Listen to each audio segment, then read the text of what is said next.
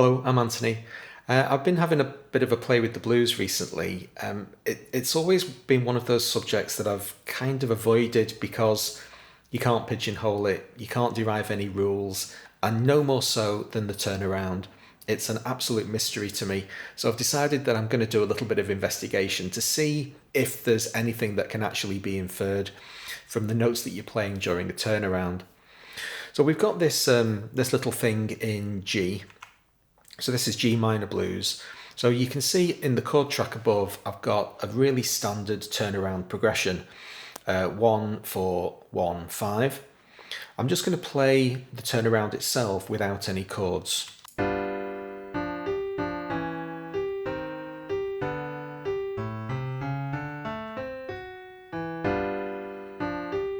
Okay, so that's the last 2 bars of a 12-bar progression in G. Sounds completely fine. The turnaround is great. You've got that fruity little C sharp in there as you're kind of chromatically descending. It sounds like any number of turnarounds, completely standard.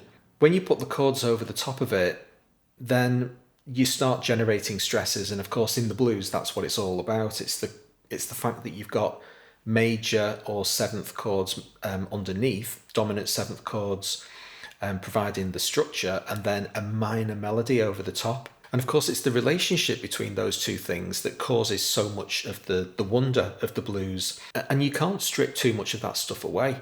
The tension between the major third that's part of the chord, if you're playing a G dominant 7, you're playing a B, that's the major third of G7. Whereas in the minor blues scale, you're playing a B flat, it's a minor third. If we have a look, just open Guitar Tutor up a little bit. Here's the G minor blues scale, and you can see we've got a B flat. Now you can solo G minor blues over the top of a G7, and it sounds great. And the fact that those two notes clash, in air quotes, is all part of the wonder of the blues. It's all wonderful. But when we're doing the turnaround, we've got some interesting decisions open to us. What chords do we play underneath this turnaround? Because even though I've mapped out 1, 4, 1, 5 here, I think there's some interesting stuff available to us, and really I want to have a look at some of those alternatives today. The first thing that I'm going to do is just turn the chord track on. And now I'll play this turnaround over the top of those dominant 7 chords.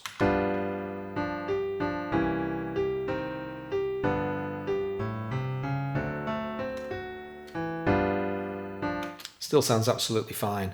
Now when I say it sounds absolutely fine, of course if I really zoom in on this particular bar, listen to the fact that we're playing a C7 chord and we've got a C sharp in the turnaround progression. So technically that's a dissonance, and of course there's nothing wrong with dissonance fundamentally, I'm not saying that there is, but I think we can have a little bit more fun with these chords and see what other kind of stuff that we can come up with. The first thing that occurred to me was to try to track the chords as we're progressing down through the chromatic progression, C sharp to C to B, or you can use the underlying root notes if you want, it doesn't really matter. Let's try adding an extra chord into the progression. So what notes have we got? Well, we've got a G that's kind of suspended over the top of everything, but the 2 notes underneath are a C and a D sharp. Well, that kind of implies a C minor. Let's see what happens when we play a C minor over there.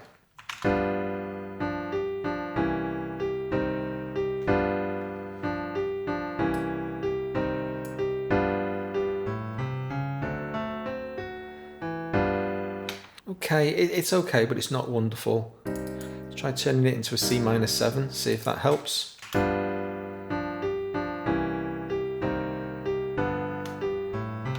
That's better. But now that I've decided to kind of really pin my colours to the mast of this being a C, how about if we make this some kind of flavour of C sharp? So again, first things I'm going to do is look at the notes of the turnaround. I've got a C sharp and an E. Well, that implies C sharp minor, and we'll leave it as a 7 because absolutely why not?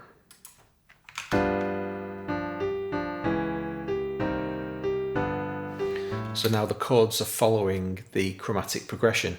We've lost some of the tension because we're no longer putting that C sharp against the underlying C. that the original dominant 7 had. But as compensation for that loss, we've got some pretty interesting chords in the underlying structure, and we're moving between major and minor chords.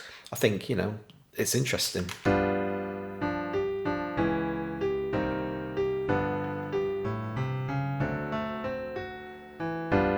How far can we push it?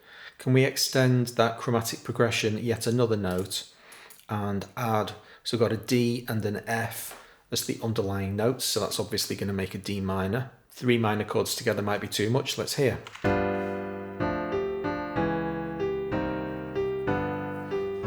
Yeah, it could be. I want some more kind of, I want to move backwards and forwards rather than just following everything down. I'm going to plumb these notes, F, D and G, into Chord Builder. Let's see what we get.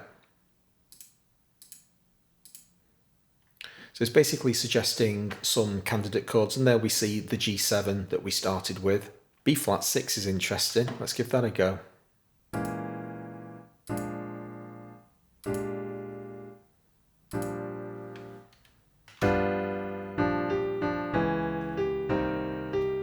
Now that's cool. So I've never done that before. This is, I'm literally, you know, just playing around with this stuff as I speak. But you can see that there's so much interesting expansion that you can do on the notes of the turnaround itself. I completely understand the tension between the major chords underneath and the minor melody over the top. An absolute cornerstone of the blues. I'm not attempting to subvert that in any way.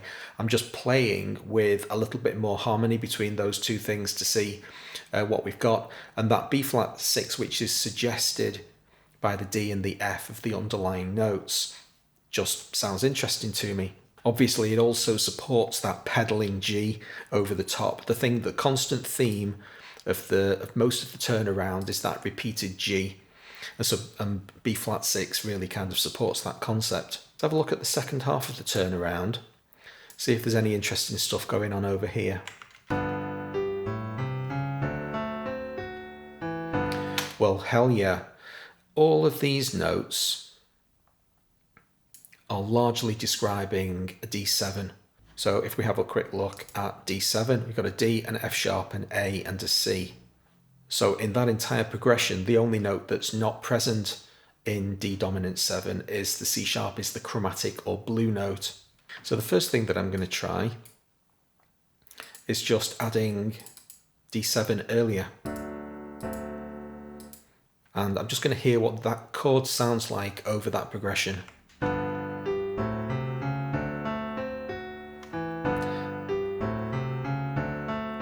Okay, it's okay, but it's not really taking you anywhere. So what other stuff have we got available to us to try to make that chord more interesting? Well, we're going to resolve on a D7. It's the last chord of the entire progression, the last chord of the turnaround, and it's very clearly described by all of the notes in the turnaround itself. So I really want to finish on that D7. But how about if I turn the preceding chord into a secondary dominant? So if I make this chord that's currently highlighted the dominant of the chord that I'm heading into, kind of general basic principles of music tell me that that usually works. Let's see what it sounds like. So that would make this an A7. See what that sounds like. Okay.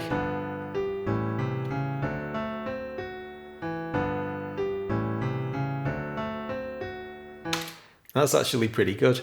Just as a matter of interest, looking at the notes of A7 itself, it's kind of cool that the third of A7 is actually that troublesome D flat or C sharp. The note that was originally described by the D7 chord, perfectly except for the chromatic note, is actually supported by the secondary dominant, the A7. So we've got that, because the run starts with an A, it's really strong there. So now the C sharp is supported, but the C is now the kind of the odd note out. C isn't really supported by that A7 chord. That's where the dissonance comes from. But you've actually just swapped one dissonance for another. What you've introduced is this difference between the two chords. The A7 leading into the D7 sounds more interesting, I think, certainly to my ears, than a repeated D7. So let's hear what that entire pattern sounds like. I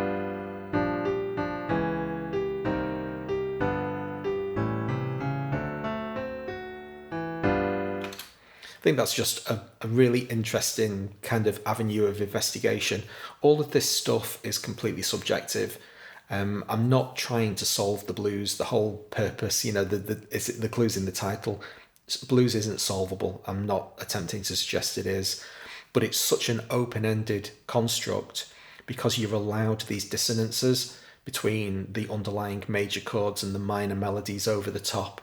The whole thing is fluid. It's a really beautiful scale. You can make an argument to say that, you know, any of the notes, any of the 12 notes of the chromatic scale are playable in the blues if you do it with enough determination. But I don't know, I'm just kind of fundamentally happy if I can find some sort of pattern in something. I'll just say quickly, if you want to grab yourself a copy of this Guitar Tutor application, I wrote this program. It's basically my kind of go-to tool if I'm messing around with scales and chords. There's all sorts of stuff that can be done with it. If you check out the Patreon link below, I always make sure the latest copy of this program is available to my patrons. Hope you enjoyed me rambling on about blues turnarounds for a little while. If you did, please hit the like button. Thanks very much for watching.